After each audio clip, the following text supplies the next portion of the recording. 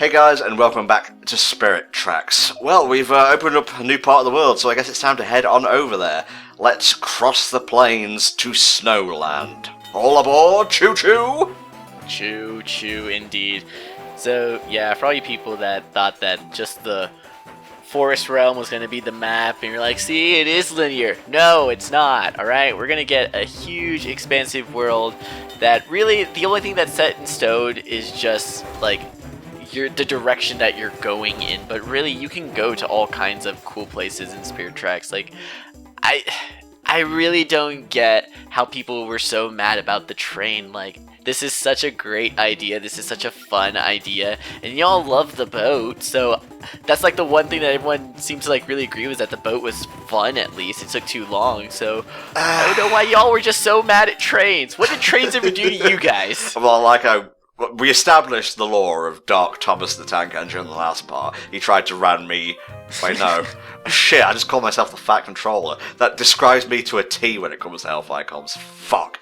Anyway, the point I was trying to make was the King of Red Lions has a personality, he has motives, and, you know, he has drive that pushes him to push Link towards his goal, and it will also help him with his endeavours. The train is just a train, and it's a cool train, don't get me wrong, but a train is a train is a train, you know? That's true. But we already have a kick-ass partner in Zelda. Would the game really be better if the train could talk? Well, just stick Zelda's face on the train. Do not make Zelda the train. No. No, you cannot just make Zelda the train. That's not how this works. You know, like, fucking the other side of the YouTube Let's Play community would be like, we're gonna store items in her caboose. Oh. I'm just really sad right now. You cannot make Zelda the train. Let's see. Okay, we have our first, I don't know if you can even call it an escort mission, because by protecting them, you're protecting yourself, because the train has a limited amount of health right now. It's a transport mission. I mean, it's literally a transport. By train. Yeah, pretty much. I made a mistake here the first time, and I went to the right-hand side. No, that's where the training barracks are. This is where the rest quarters are. Ah. But yeah, no, this is also what makes Spirit Track Link way better than other Links, is the fact that Spirit Track Link is saving the world while at the same time still keeping up with his job. Yeah, basically, he's a working man. That's why Alfonso respects him. That's why Zelda respects him. That's why Aunt Jean, I guess, respects him. It's kind of hard to tell with Aunt Jean. She keeps her emotions close to her chest. I mean, I feel like the fact that she doesn't hate us is a good enough sign. Like, she's just one of those people where she either despises or she puts up with people. So to get beyond that put up with side, it's a feat. Yeah, for sure. Alright, we're going to use the new train to take the old friend back to the even older town. I love the Alfonso strut. He's so confident. Lord, grant me a quarter of the confidence. Well, you got the looks to go far, mate, and you got the intelligence to back it up, so it's all good. Try and strive to be teacher. Teacher should be your role model. Be like teacher. It's like, man, for a long time I was just using the Bruce Lee quote of be water, but now I'll just be teacher. Well, the thing with that is, water is not a very intimidating element. It's like, ooh, what are you going to do? Toss me in a puddle? Or, you know, take that versus, oh, I'm going to chuck a mountain at you. Which one strikes fear into your heart more? I don't know how to respond, because I know damn well that you watched Avatar: The Last Airbender, and yet to hear you say such shit, I don't think I know who you are. Why you gotta lie? Sorry, I'm actually Dark Thomas the Tank Engine. I'll just ride my way out of here now. Choo-choo. It's okay, I'm here, I'm back in the room. Whew. I'm amazed that my headset managed to fit on that train. The more you know. This part is shit, let's get out of here, let's go. God, I was so terrified that this Let's Play part turned into a video game review skit. Oh, and I was absolutely petrified. Fuck me, do I hate skits in any review. I'm sorry. The point of a review is to review something, not to indulge in your little fantasies, okay?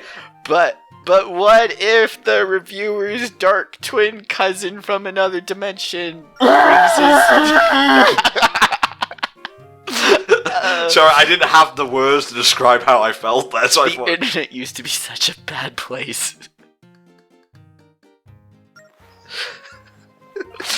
I haven't watched the Nostalgia Critic in such a long time. Have you? Has he done anything good recently? I haven't watched any sort of reviews, dude. I'm at the point where I just watch analysis and, like, video essays. Like, I don't watch reviews anymore. I don't care what people's opinions on games are. I really don't. Yeah, fuck you too then, I guess. Off he goes. You're not just people, you're a friend. I mean, I guess I kinda care what you think.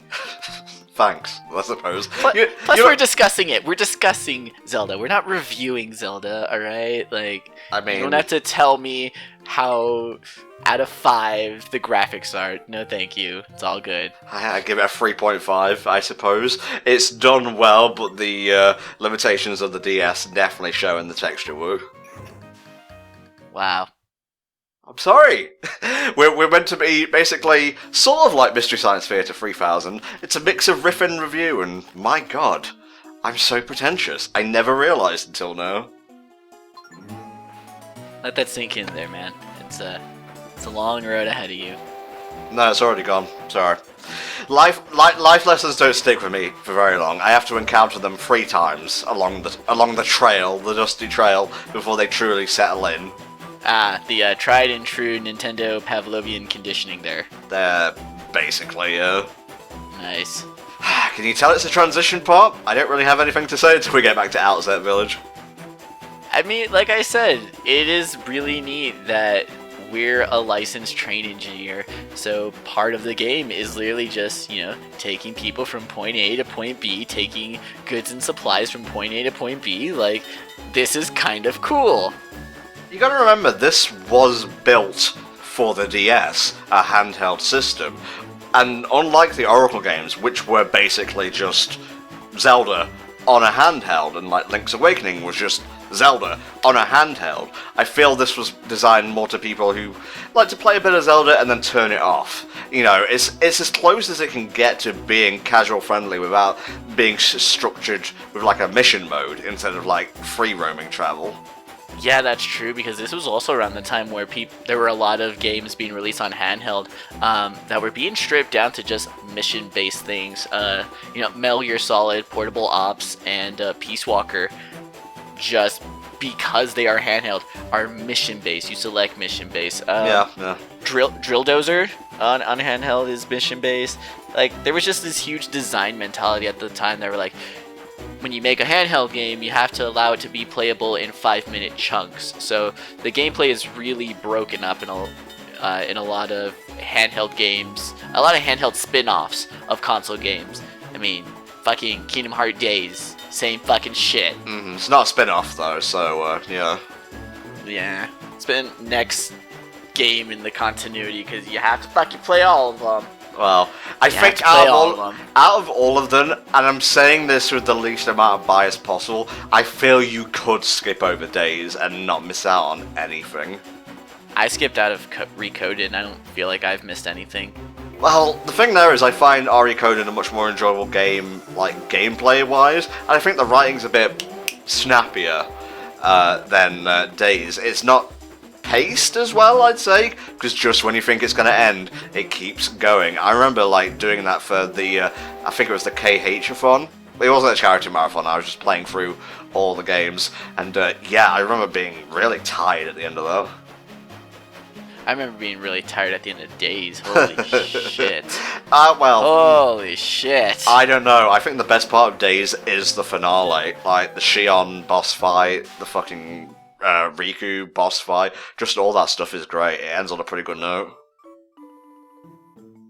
I just like that just by picking up the game to play it, I managed to find a whole bunch of speedrun tricks that like people credit me for. It's like, cool, I didn't mean to make any sort of contributions. And then you struggle to get to sleep that night, feeling in your soul, in your guts, that you'd always be remembered as the 358/2 days guy. Oh, life is truly a fragile bitch. My fucking legacy. I always wanted it to be weed, and it ended up being Days. Yeah, let's go see Nico. That was basically prompting us to see Nico anyway. You know, you should check in with the elderly, because who knows, they might not be there when you get back. By which I mean they'll be in the building next door, chatting with their friend. Ah, threw your curveball there. It wasn't depressing after all.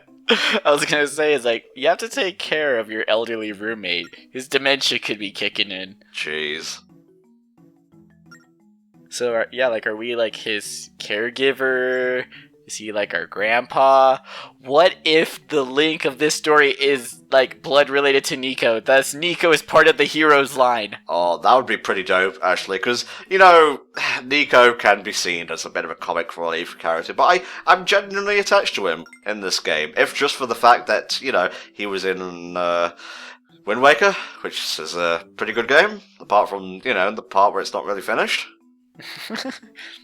Well, it's neat to just have a character who, like, it's that character in both. Like, normally, the best what you'll normally get is, oh, he looks like it, or he's related to it. No, it's Nico. He's so badass enough. He's survived 2 Zelda games. No one else survives 2 Zelda games, except for Link's. Basically, yeah.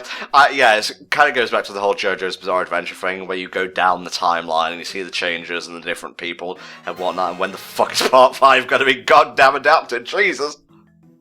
Yeah, that's when it gets weird. Yeah. Durr. It does. Durr. It does, yeah. Alright, the stamp book. You may have actually seen a little pedestal in the wooded temple that I didn't bother to interact with. That's because it didn't do anything at the time, because we didn't have the stamp book. There's going to be loads of these dotted about the Spirit Tracks world, and if you stamp them all, essentially, you will get something cool from Nico. I can't actually remember what that is. I'm not sure if I'll be going out of my way to do it either, but it's just nice to, commemorate, where you've been and whatnot. I adore this side quest. Like, this side quest clicks with me on, like, my collector level. Yeah. Like, this was the side quest that I searched the whole world map. I wanted to find every single stamp because, like, it's a cool quest. The stamps themselves are super neat because they're well designed for the locations. Each stamp's going to be unique to get those designs. And then you get some really, really good prizes. Like, 10 stamps gets you Phantom Hourglass Link's shield. Ooh. 15 stamps gets you his train outfit, which, like I said, I love his train outfit. I always go for it, and as soon as I get it, I change into it. And then 20 stamps gets you the Great Spin Attack. Nice. Did anyone else notice the pattern on the platform we're standing on? It always reminded me of that one limited edition Animal Crossing DS or 3DS. Oh, yep. Yes, it does. You know what else reminds me of? Funfetti Cake. I'll take your word for that, because I'm not a funfetti cake enthusiast. I'm more of a getting on the train and going to Snowland sort of guy, which we'll be doing now, so we'll see you next time, guys. Bye-bye.